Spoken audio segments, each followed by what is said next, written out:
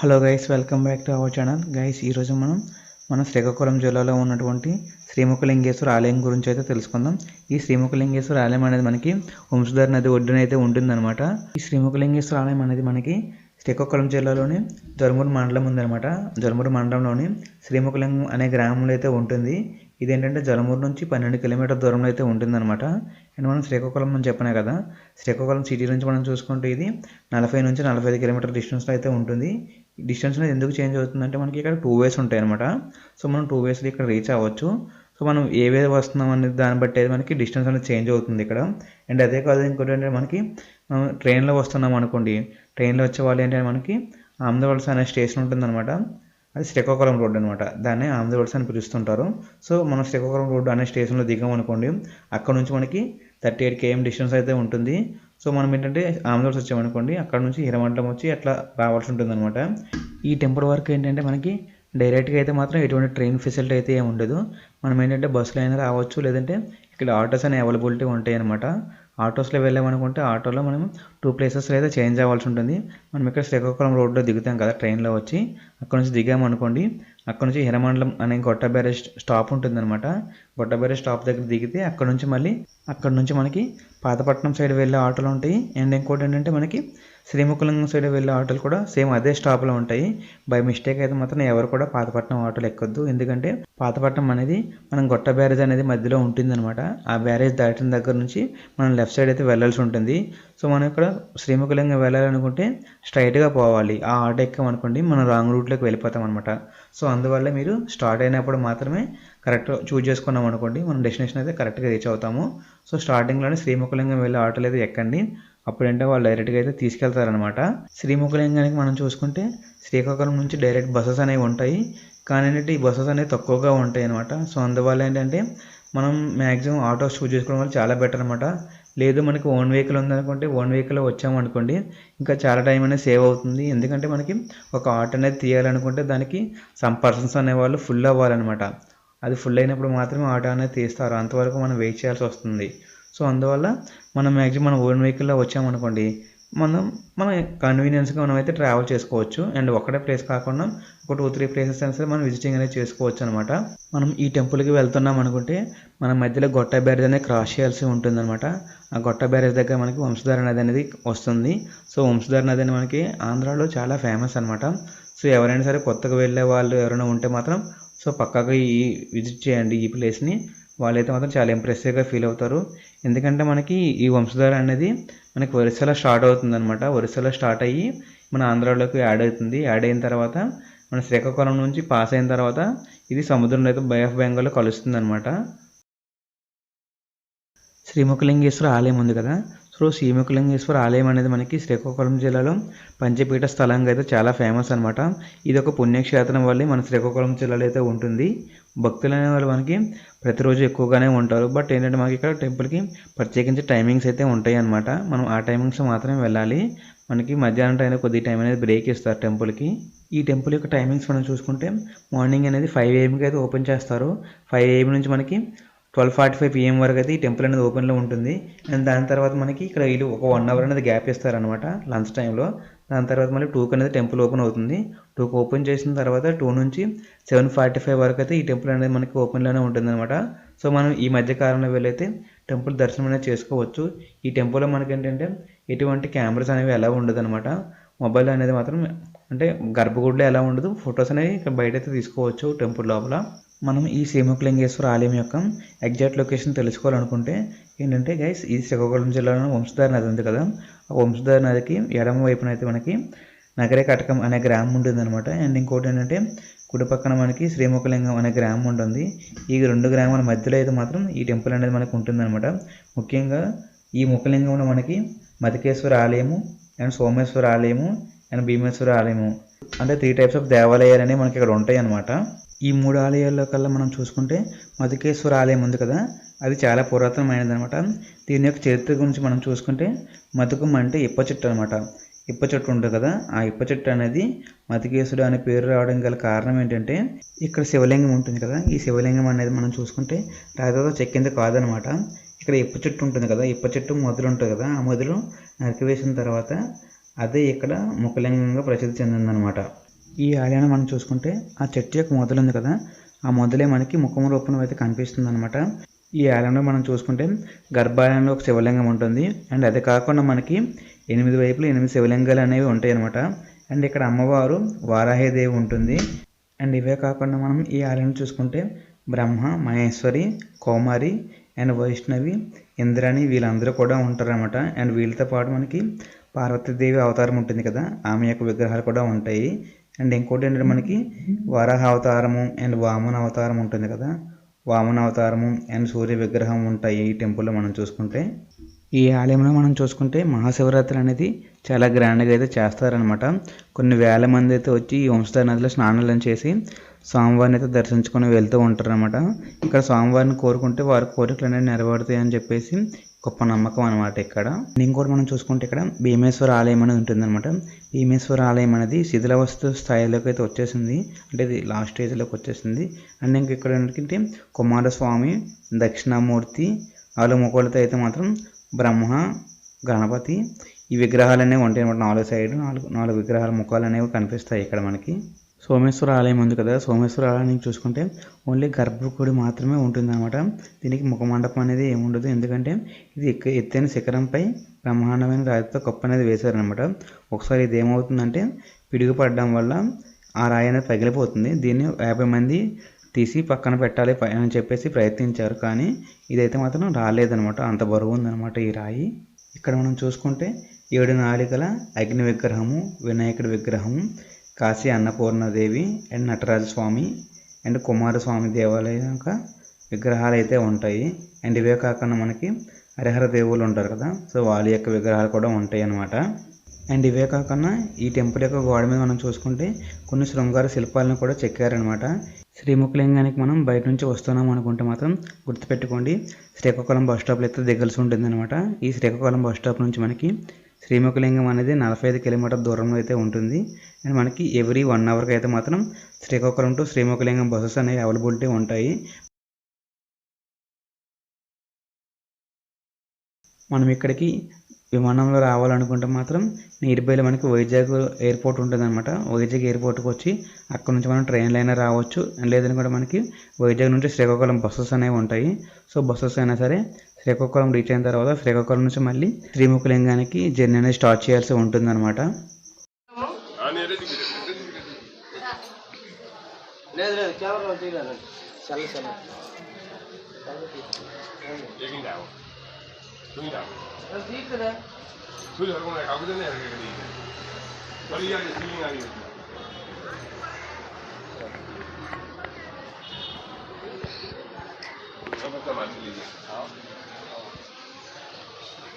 ఇక్కడ కుమారస్వామి, ఆదిశక్తి, వరాహమూర్తి, భగీరథుడు,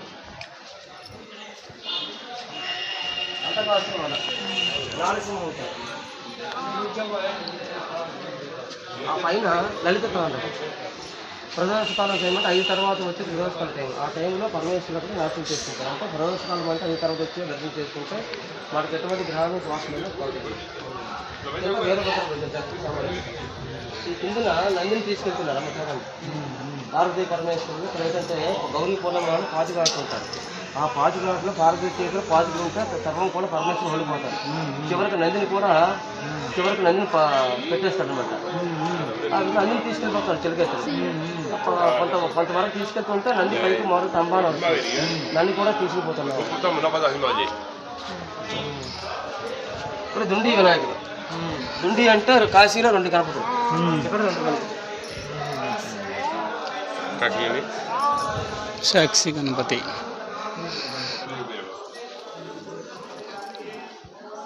వ్యాస గణపతి అంటే సాక్షి గణపతి, అంటే మనం వచ్చినట్టే సాక్షి ఉన్నాం. హలో రాను అక్కడికి వెళ్ళి విఘ్నేశ్వర దండం పెట్టాలి, వచ్చేసుకెళ్ళి గమ్ గమ్ గణపతి అని చెప్పు.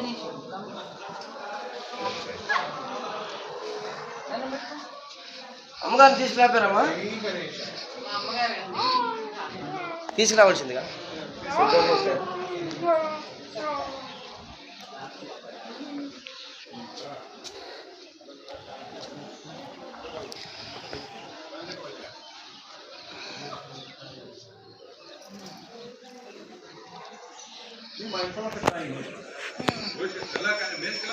దర్శనం అయినాక మళ్ళీ తిరుకుందాం. దర్శనం అయినాక మళ్ళీ ఒకసారి మనం చేసుకోవచ్చు. అలాగా హ్యాపీగా అని చెప్పి ఉండొచ్చు. అగ్నిదేవుడు అష్టదిక్పాలకులు అగ్నిదేవుడు ఇచ్చాడు.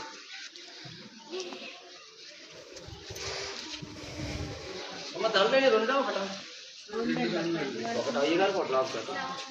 ఇక్కడ శివకేశవులు అంటే శివుడికి విష్ణువుకి భేదం లేదు. శివస్తు హృదయం విష్ణు, విష్ణుస్తు శివహృదయ. శివాయ విష్ణు రూపాయ శివరూపాయ అంటే ముందు విష్ణుని దర్శనం చేసుకోవచ్చు, తర్వాత శివుడు చేసుకోవచ్చు. శివుడే విష్ణు, విష్ణువే శివుడు అనమాట. ఏం తప్పలేదు. హరిహరులు అనమాట శంకరనారాయణ. సగభాగం శివుడు, సగభాగం విష్ణువు. ఇదిగోటి సర్పము, అక్షమాల, నందీశ్వరుడు, జడలు, అలాగే చక్రము, శంఖము, లక్ష్మీదేవి.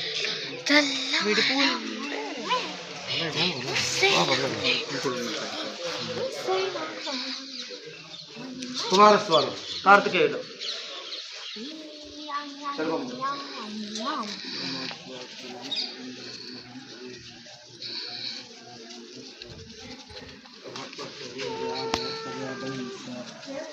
భాగ్యవతి భవ.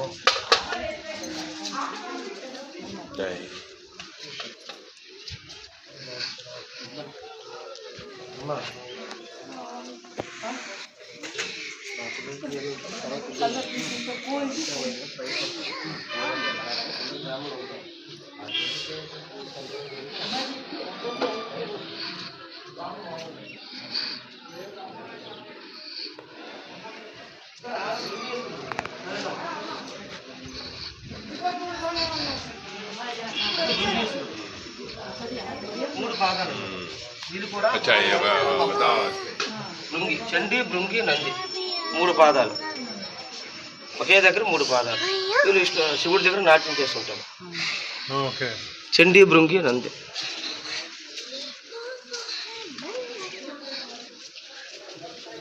యమధర్మరాజు వచ్చి లింగాన్ని ప్రశ్నించాడు. యమేశ్వరుడు, అష్టదిక్పాలకులు. ఇదంతా కూడా యమధర్మరాజు, కళింగ యుద్ధం. ఇదంతా కూడా ఇది తాండవ గణపతి. కుమారస్వామి కైలాసం చుట్టూ కూడా శివపార్వతి ప్రదక్షిణ చేస్తారు నందివాహనంపై. శ్రీశైలం మనం శిఖర దర్శనం చేసి ఎంత మోక్షమో ఇక్కడ కూడా వచ్చి ఆ త్రిశూల దర్శనం చేయాలి. చప్పట్లు కొట్టి చెప్తే మనం ఆ ధ్వని అనేది భగవంతుని అనిపిస్తుంది అనమాట. ఓం నమ శివాయ, ఓం నమ శివాయ చెప్పాలి. పైకి త్రిశూలం ఉంటుంది. ఓం నమ శివాయ,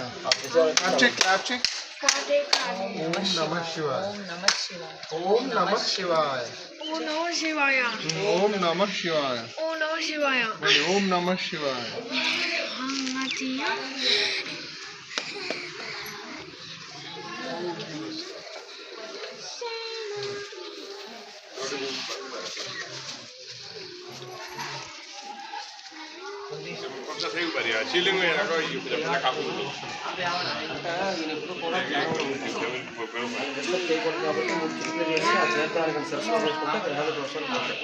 నా చెవుడు పోయినట్లయితే నాకు గర్భం నుంచి చెవుడు పోతుంది. ఆ గర్భం నుంచి త్రావస్తుంది. అభిషేకం చేసే పావతీర్థం బయటకు వస్తుంది. సగం పాతాళంకి వెళ్ళిపోయి సగం బయటకు వస్తుంది.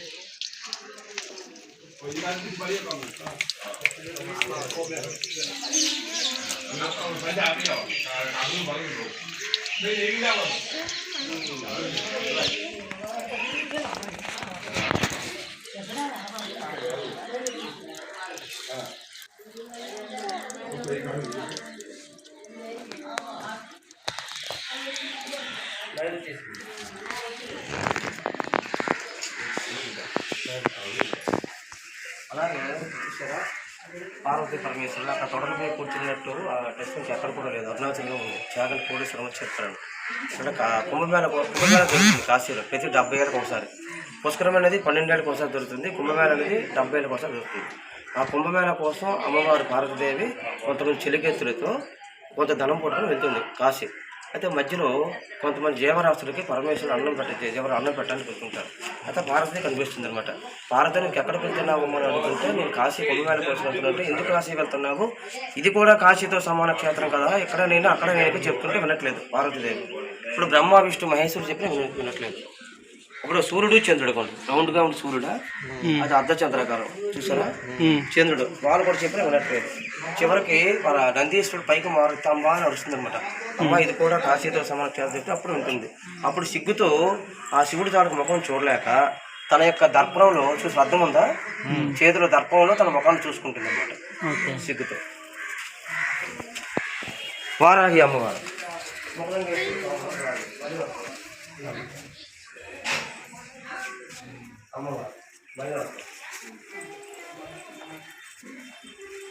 బ్రాహ్మణి మారేశ్వరి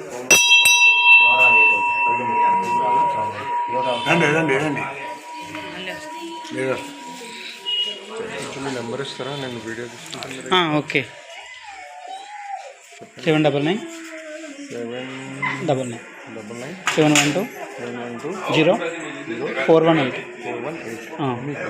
గణేష్.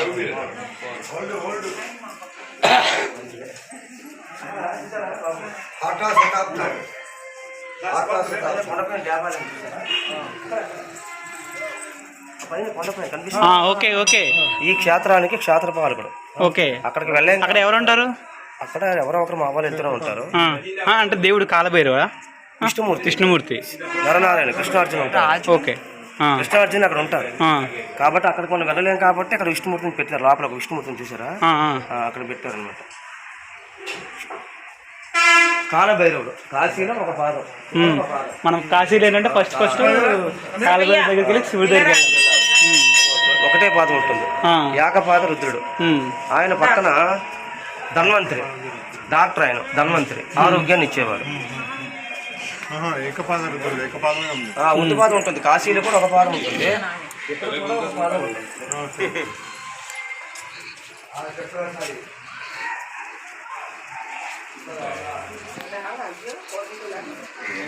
వరుణేశ్వరుడు వర్షానికి అధిపతి. ఇప్పుడు నరసింహస్వామి అంటే శివుడిని దగ్గర విష్ణు, విష్ణుని దగ్గర శివుడు ఉంటాడు. శివుడే విష్ణు, విష్ణువే శివుడు అనమాట.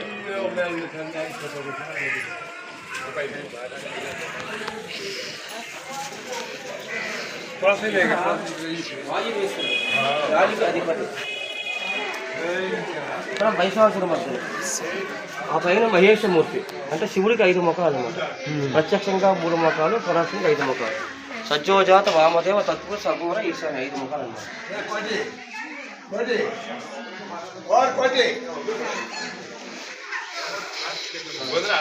ఇక్కడ కుబేరుడు ధనము ఐశ్వర్యం ఇచ్చాడు. లోపల శివలింగానికి ముఖం, ఇక్కడ శివలింగానికి ముఖం.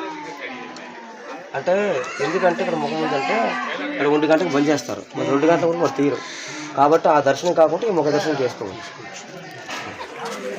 ఇక్కడ గంగాదేవి, అటు పక్క యమునాదేవి, ముసలివాళ్ళు ఇదంతా కూడా ఏంటంటే అంటే ఈ గంగా యమున సరస్వతిలో మనకి లోపల ఉంటాయి. ఈ చివరిలో మొసళ్ళు ఉంటాయి చూసారా, మచిలీస్ ఉంటాయి. మచిలీస్ మొసలి అంటే ఈ లోపల నుంచి వెళ్తే మన కాలు కడకపోయినా పర్లేదు, ఓకే, మనం శుద్ధి అయిపోతాం అనమాట. లోపల వీడియో తీసుకొచ్చా వీడియో తీసుకుంటా పిల్ల.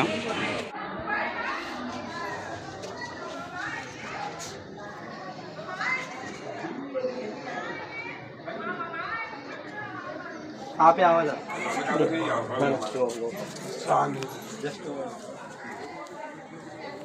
एक मिनट जस्ट वेट. सरस्वती देवी ఈ గ్రామం తర్వాత ముఖ్యంగాను శివలింగానికి ఇంకా ముఖముండదు. మీరు ఎన్నో శివులను పూజ చేస్తుంటారు, చూస్తున్నారు. శివుడి లింగమే అక్కడే, శివుడికి శాపం. కానీ ఈ క్షేత్రం మందు పరమేశ్వరుడి లింగానికి ఇక్కడ ముఖము శివుడు, శివుడు వాకర్ణాకృతి ఆవు చెవి వెంటి ఆకారం జరిగింది. ఇక్కడ శివలింగానికి ముఖముంది కాబట్టి ఇతర పేరు శ్రీ ముఖలింగేశ్వరి. మాకు కలిగితే నేనే చేసుకుంటాం, ఏ పైసాలు మొక్కలు వేసుకుంటాం. దీంట్లో అందరూ బియ్యస్తాను కొంచెం మీకు అది మీరు తినండి, శుభమవుతుంది.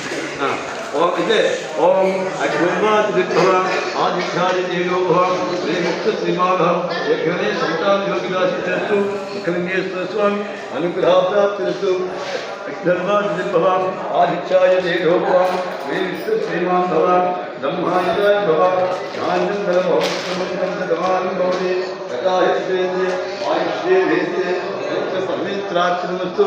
ముఖలింగేశ్వర స్వామి అనుగ్రహంగా చేస్తూ శుభం భవదు శుభం అది చేయలేదు ఇక్కడ ఒక 10 మంది ముఖ్యంగా ఆశించుకొని ఉంటాం నరమా లోపల దర్శనం చేశారు అది ఇవాళ అర్చకుడు ప్రధాన ఇక్కడ మాకు మీరు ఏమైనా సత్కరిస్తే ఈ 30 మందికి పొందుకుంటాం తప్పకుండా ముఖ్యంగా మీకు పోస్టులు జనం రైతులు చేసి ఆయుర్వాదం చేసి సగరాలు మీకు రక్షించాలి అందరూ ఫ్రెండ్స్, మనం ఈ ఆలయం యొక్క దర్శనం చూసుకుంటే ఈ ఆలయానికి మన ఆంధ్ర నుంచే కాకుండా చుట్టుపక్కల మనకి ఒరిస్సా ఉంటుందన్నమాట. నియర్ బైలో ఒరిస్సా నుంచి కూడా చాలామంది దర్శించుకోవడం కోసమని వస్తూ ఉంటారు. సో చూడండి, వీళ్ళు ఒరిస్సా నుంచి అయితే వచ్చారనమాట. అండ్ అదే కాకుండా మనకి ఎంట్రన్స్ నుంచి మనం ఎంటర్ అవుతున్నాం అనుకోండి, మనకి ఇట్లా నంది విగ్రహం అనేది కనిపిస్తుంది అనమాట.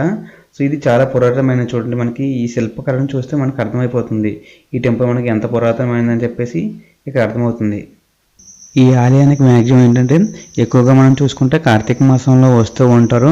అండ్ ఇంకోటి అంటే మనకి మహాశివరాత్రి ఉంటుంది కదా, మహాశివరాత్రి సమయంలో మనకి ఏంటంటే ఇక్కడ స్వామివారికి స్నానాలు అనేవి జరిపిస్తారనమాట. వంశధార నదిలో స్నానాలు అనేవి జరిపించి స్వామివారిని ఊరంతా ఊరేగిస్తారనమాట.